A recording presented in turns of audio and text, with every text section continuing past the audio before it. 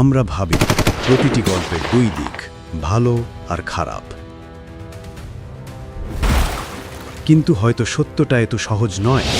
কালো কি, সাদা কি, সবই দৃষ্টিভঙ্গি। যাকে তুমি নায়ক ভাবো, অন্যের চোখে সে হতে পারে খলনায়ক।